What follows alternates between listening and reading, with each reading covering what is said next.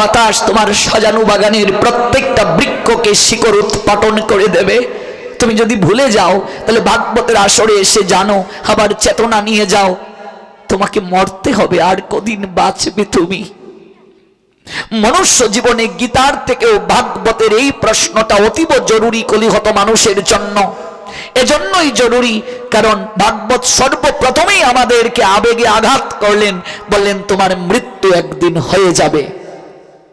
এই যে আমাদের হাসন রাজা সুনামগঞ্জের, তিনি আয়নার পাশে দাঁড়িয়ে একদিন দেখলেন চুল পেকে গেছে। তখন তার অনুভব হলো, আমি যে এত অট্টালিকা বানাচ্ছি, এত কিছু আয়োজন করছি, কিন্তু আমি যে একটু একটু করে মৃত্যুর দিকে এগিয়ে যাচ্ছি, আমি তো এটা বুঝতে পারছি না। আগে যদি জানতো হাসন বাঁচবে কতদিন, কি সুন্দর তিনি গান রচনা করে ফেললেন। না বানাতো দালান কোটাই, কোটা বানাতো না। আয়না দিয়ে সাইয়া দেখি পাকনা চুল আমার, লোকে বলে বলে রে গড়বাড়ি বালা না আমার। প্রত্যেকটা মুহূর্তে মুহূর্তে মৃত্যু আমাদের সংবাদ দিচ্ছে, আমাদের সচেতন করছে, তুমি আর দীর্ঘদিন বাঁচবে না। তোমার একটু পিছনে একটু শান্ত রাখো তো। ভক্তির আলোচনা করতে গেলে আসরটা একটু নীরব হওয়া প্রয়োজন, প্রেমের আলোচনা করতে গেলে একটা সুন্দর পরিবেশ প্রয়োজন। প্রত্যেকটা মুহূর্তে মুহূর্তে মৃত্যু নামক টকটক সর্প পিছন থেকে আসছে আমাদেরকে দংশন করার জন্য। এখানে পরীক্ষিত একটা প্রতীক বাবা, আমরা প্রত্যেকেই পরীক্ষিত। পরীক্ষিত কাকে বলে? পরীক্ষিত শব্দের অর্থ কি? পরীক্ষা দিয়ে উত্তীর্ণ যে, তাকে পরীক্ষিত বলে। কি পরীক্ষা? সংসারটা একটা পরীক্ষা কেন্দ্র রে বাবা, সংসারটা একটা পরীক্ষা কেন্দ্র। পরীক্ষিত গর্ভ অবস্থায় পরীক্ষা দিলেন। উত্তরা পরীক্ষিতের মা। এই উত্তরার গর্ভে যখন পরীক্ষিত ছিলেন, অভিমন্যুকে কৌশল করে যুদ্ধের আগে গোবিন্দ সুদেষ্ণা দেবীর কন্যা, বিরাট সুদেষ্ণার কন্যা উত্তরাকে বিবাহ বন্ধন করিয়ে দিয়েছিলেন। তখন অভিমন্যুর বয়স ছিল 14 বছর। তখনকার সময়ে মানুষ 1000 বছর বাঁচতে পারত দাপর যুগে।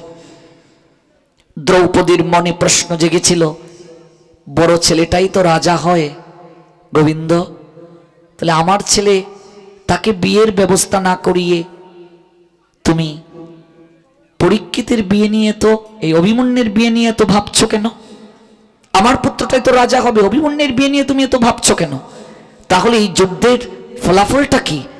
আমার পুত্র কি তাহলে বাঁচবে না গোবিন্দ? গোবিন্দ বললেন, সখী, ভবিষ্যতে কি হবে সেটা পূর্বে জানতে চাওয়া উচিত নয়। মানুষকে হাত দেখায় গণকের কাছে, দেখুন তো আমার হাতটা, এগুলো কখনো করবেন না। কর্মফল ভজনের মাধ্যমে দূর হয়। ভবিষ্যৎকে জানার চেষ্টা করবেন না, ভাগবত নিষেধ করলেন। ভবিষ্যতের কার্য ভবিষ্যতের নিয়ন্ত্রণের উপরে ছেড়ে দিন। ভবিষ্যৎ যদি জেনে যান তাহলে বর্তমানের যে আনন্দ সেটি আপনি আর উপভোগ করতে পারবেন না। দ্রৌপদী যখন জানলো যুদ্ধের ফলাফল, পঞ্চস্বামী ব্যতীত কেউ বাঁচবে না, সবাই মরবে, পাণ্ডুর বংশের কেউ থাকবে না, দ্রৌপদী তখন যুদ্ধ করার প্রবণতা থেকে সরে গেল। আমি যুদ্ধ চাই না, চাই না গোবিন্দ। দ্রৌপদীকে জ্ঞান উপদেশ দিতে দিতে পুনরায় স্বস্থানে আনলেন। অভিমন্যুর সঙ্গে বিয়ে হলো উত্তরার। এটা কৌশল করলেন গোবিন্দ, কারণ একটা বংশধর যদি না রাখেন পরবর্তীতে কলিহত জীব তো ভাগবত পাবে না। গোবিন্দ অন্তর্যামী ভাবগ্রাহী, তিনি তো সব জানেন। ওই গর্ভ অবস্থায় উত্তরা থাকলেন, অভিমন্যু দেহ রাখলেন। আপনারা জানেন অশ্বত্থামা ব্রহ্মাস্ত্র নিক্ষেপ করলেন যুদ্ধের পরে পাণ্ডুদের শেষ বংশধরকে বিনাশ করার জন্য। উত্তরার সংবাদ একটা আছে মহাভারতে, সে হৃদয় বিদারক। আমরা 1-2 দিনে তো আর এত বৃহৎ সাফটার কিচ্ছু আস্বাদন করা সম্ভব নয়। আমি একটু স্পর্শ করছি, প্রসঙ্গে এসেছে। উত্তরা করজুড়ে প্রার্থনা করেছিলেন সেদিন গোবিন্দের কাছে। কি যে বিমর্ষ শ্লোকগুলো দিয়ে তিনি প্রার্থনা করলেন, হৃদয় বিদারক দিয়ে। উত্তরার নয়নের জলে বশীভূত হয়ে গোবিন্দ গর্বের মাঝে প্রবেশ করে অশ্বত্থামার ব্রহ্মাস্ত্রটাকে নিজের বক্ষে গ্রহণ করলেন। আর জগৎজীবকে জানালেন, সংসারী মানুষকে জানালেন, কেউ যদি এমন করে আমায় ডাকতে পারে, এই সংসারের বিষম দুঃখের যে অস্ত্র, সেটিও আমি হাসি মুখে গ্রহণ করতে পারি আমার ভক্তের জন্য। ব্রহ্মাস্ত্র বক্ষে স্থাপন করলেন, পরীক্ষায় উত্তীর্ণ হলেন, মা আরাধনায় সন্তুষ্ট করলেন ভগবানকে। পুত্রের জন্ম হলো, পরীক্ষায় উত্তীর্ণ, নাম পরীক্ষিত। পরীক্ষা দিয়ে যিনি উত্তীর্ণ তিনি পরীক্ষিত। এই পরীক্ষিত আমরা সবাই, আমরা এই পরীক্ষিত। সেই পরীক্ষিত নিজের হাতে শৃঙ্গার করতেন ভগবানকে। এই পরীক্ষিত প্রজাবৎসল ছিলেন, ধার্মিক ছিলেন। তার কি এই জ্ঞান ছিল না? একজন ঋষি যিনি ধ্যান করছিলেন, তার কাছে গিয়ে জল চাইলেন। আচ্ছা, কেউ যদি আমরা 5 মিনিট প্রার্থনা করি সন্ধ্যাবেলা, প্রার্থনারত অবস্থায় গিয়ে কাউকে আমরা ডাকি? তাহলে পরীক্ষিত যে প্রার্থনা অবস্থায় একজনকে গিয়ে ডাকলেন, পরীক্ষিত কি জানেন না যে প্রার্থনারত অবস্থায়, ধ্যানরত অবস্থায় কাকে ডাকতে নেই? তাহলে এই পরীক্ষিতকে দিয়ে এই কার্যটা কে করিয়েছে? তিনি হলেন কলি। কলিকে ভগবানের বিরুদ্ধ শক্তি, কলিকে ধর্মের বিপাক্ষিক শক্তি। যে শক্তি আপনাকে ধর্ম থেকে দূরে সরিয়ে দেয়, তাই হলো কলি। আপনি ভাগবতের কথা শুনতে যাবেন, আপনার বৌমা নাতিটাকে দিয়ে বলছে, মা একটু নাতিটাকে রাখুন, 2 দিন ভাগবত, আজকে যাওয়ার দরকার নাই, কালকে যাবে। ওই যে নাতিটাই কলি আপনার এই সময়ের জন্য, অর্থাৎ আপনাকে ভজনে সে বাধা দিল। এটাই কলি, আর কিছু নয়। বুঝলে তো? এক কথায় উত্তরটা দিয়ে দিলাম। কলি মানে অফুটন্ত, অপ্রকাশিত ভক্তি, জ্ঞান, বৈরাগ্য যাহার প্রতাপে প্রকাশিত হয় নাই, তাহাই হলো কলি। যারা মনে করছো বাবা, যারা উপলব্ধি করছো সময় হয় নাই, একটু বয়স হোক, ভগবানকে ডাকবো, এই ভুলটা করিও না, এই ভুল করিও না। আমি এক কাকুকে বললাম, চলো না একটু পাঠে। উনি বলেছিলেন ছেলেটার বিয়ে করিয়ে দিয়ে সংসার তাদেরকে বুঝিয়ে দিয়ে পাঠে সবসময় থাকবো তাদের। ছেলে বিয়ে হলো, নাতি হলো, বললাম চলো না পাঠে। বলছে, বাবা রে, ছেলে স্কুলে যায়, বৌমা স্কুলে যায়,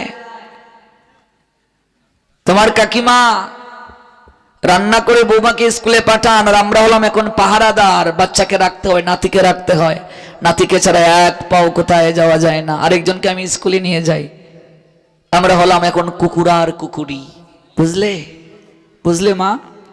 দায়িত্ব কোনোদিন শেষ হবে না। এক মাসিকে বলেছিলাম, মাসি সপ্তাহে একটা বার শুক্রবার একটু মন্দিরে যেতে পারো না ভাগবত পাঠে? 6টা দিনেই তো বাড়িতে দাও।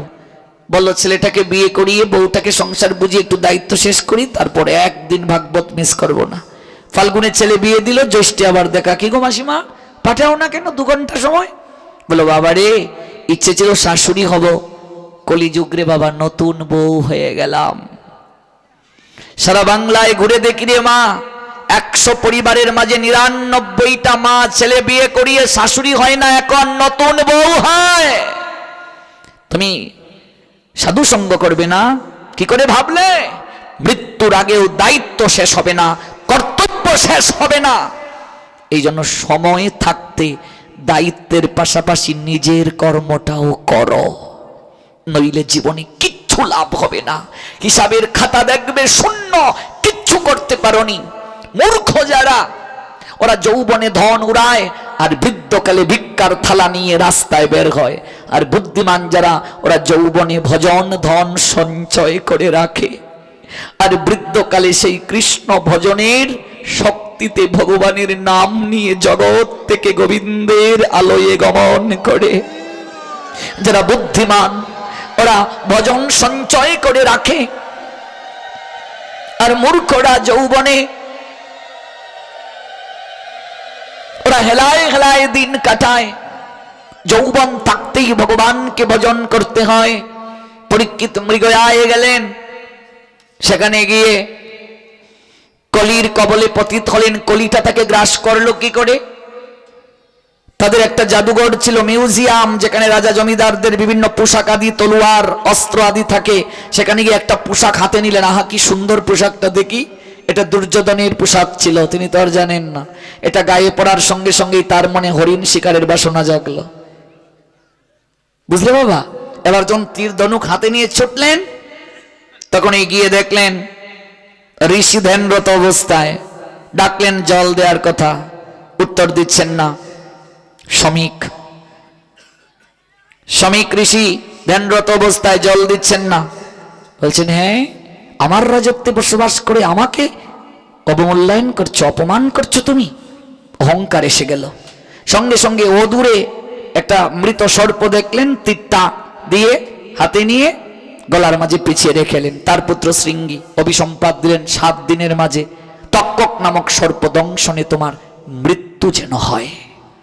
পরীক্ষিত মৃত্যু হবে এই অভিশাপটা পেয়ে কাঁদলেন না। ভালো করে লক্ষ্য করবেন ভাগবতের প্রসঙ্গটা। আমরা যদি ডাক্তারের কাছ থেকে জানতে পারি 3 মাস আর বাঁচবো, আমরা আত্মীয় স্বজনকে কল দিয়ে বলবো কে আছিস রে, আর মাত্র 3 মাস ডাক্তার বলে দিয়েছে রে। আমরা আত্মীয় স্বজন কি করব, যা যা খেতে পছন্দ করে শিং মাছের ঝোল, মাগুর মাছের ঝোল, কই দিয়ে সিদ্ধ, সরিষা দিয়ে আর মুরগির ঠ্যাং দিয়ে সব কিছু নিয়ে জন্মের মতো খাওয়াই, আর কয়দিন বাঁচবো, মাত্র 3 মাস ডাক্তার বলেছে। পরীক্ষিত কাঁদলেন না, আত্মীয় স্বজন দেখতে চাইলেন না।